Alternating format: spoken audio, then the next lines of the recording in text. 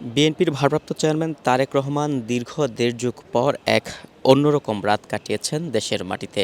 দর্শক, আপনাদেরকে যেমনটি দেখাচ্ছিলাম, আমরা গুলশান অ্যাভিনিউর ১৯৬ নম্বর বাড়িতে তিনি দীর্ঘ ১৭ বছরের নির্বাসিত জীবনের শেষে ঠিক এই বাড়িতে উঠেছেন এবং এই বাড়িতে ওঠার আগে গতকাল তিনি বেলা ১১টা ৫৫ মিনিটে হযরত শাহজালাল আন্তর্জাতিক বিমানবন্দরে অবতরণ করেন।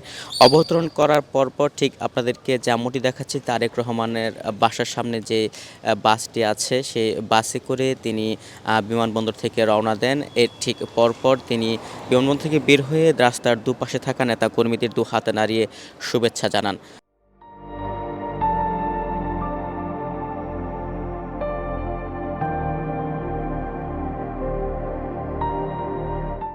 বিএনপির ভারপ্রাপ্ত চেয়ারম্যান তারেক রহমান ঠিক এই বাসটি দিয়েই তিনি রাজধানীর ৩০০ ফিট এলাকায় বসুন্ধরা স্মার্ট সিটির পাশে যে গণসংবর্ধনার আয়োজন করা হয়েছিল সেই সংবর্ধনা স্থলে যায়।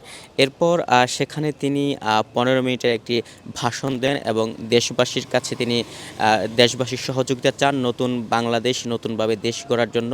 এর ঠিক পরপর তিনি ৫টা ৫০ মিনিটে বসুন্ধরা স্মার্ট সিটিতে রাজধানীর এভার কেয়ার হাসপাতালে তার মা বেগম খালেদা জিয়া ভর্তি ছিলেন বেগম খালেদা জিয়াকে দেখতে। বেগম খালেদা জিয়াকে দেখার ঠিক পরপর সেখান থেকে তিনি রওনা করেন গুলশান অ্যাভিনিউর ১৯৬ নম্বর যে বাসাটি আছে সেই বাসাটিতে, এবং সপরিবারে এই বাসাতেই বিএনপির ভারপ্রাপ্ত চেয়ারম্যান তারেক রহমান রাত্রি যাপন করেছেন।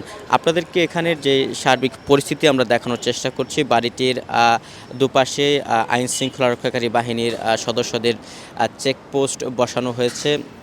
দেখতে পাচ্ছেন পুলিশ সদস্যরা আছে এবং কয়েকজন পুলিশ সদস্য এখানে টহলরত আছেন। এছাড়াও বিএনপির ভারপ্রাপ্ত চেয়ারম্যান তারেক রহমানকে যে বাসটি বহন করেছিল, যে বাসের মাধ্যমে তিনি গণসংবর্ধনা মঞ্চে গিয়েছিলেন, সেটি তার বাসার সামনে আছে এবং সেখানেও সে বাসের সামনে দুজন আইন শৃঙ্খলা রক্ষাকারী বাহিনীর সদস্য, পুলিশ সদস্য আছে। এছাড়াও সিএসএফের সদস্যরা ঠিক বাড়ির সামনে অবস্থান করছেন।